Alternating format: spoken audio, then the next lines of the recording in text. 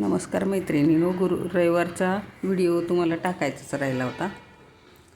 तर रविवार म्हणजे माझ्यासाठी, आमच्यासाठी, सगळ्यांसाठी सणच असतो.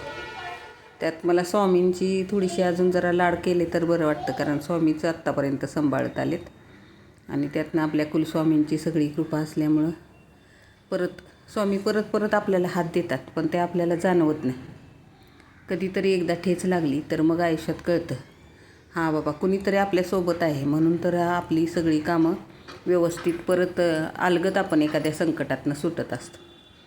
त्यात मला झाडं लावायची हौस म्हणून मी गावाकडनं केळीचं रोप आणलं होतं. तोपर्यंत विरेनला तळून काहीतरी खायचं होतं. मध्येच त्याला शांत करावं म्हणून ते दिलं होतं, कारण मला शाबूच्या पापड्या करायच्या होत्या.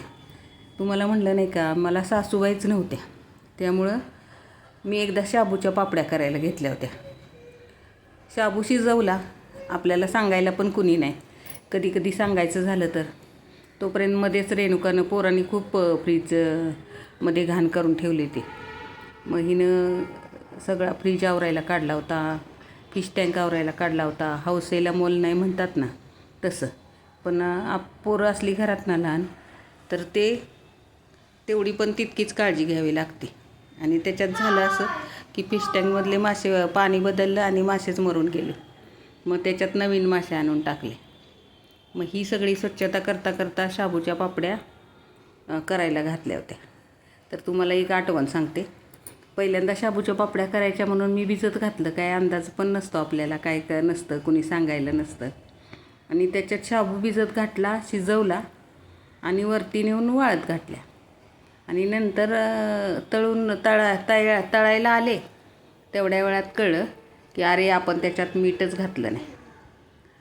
तर हे असं असतं, सासू नसली ना घरात, घरात जाणतं पोगतं कुणी नसलं आपल्याला सांभाळणार, तर काय आपल्यावर परिस्थिती येते.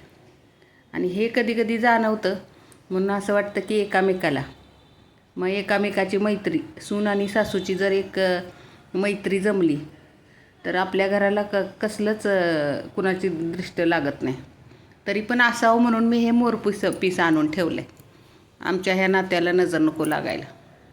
आणि मग ते करता करता शाबूच्या पापड्या घातल्या. दिवसभर त्याचा उद्योग करता करता शाबूच्या पापड्या, दिवसभर सकाळपासूनची कामं होता शाबूच्या पापड्या छानपैकी झाल्या. पण इथं मी शाबू क्रश करून घेतला होता थोडा.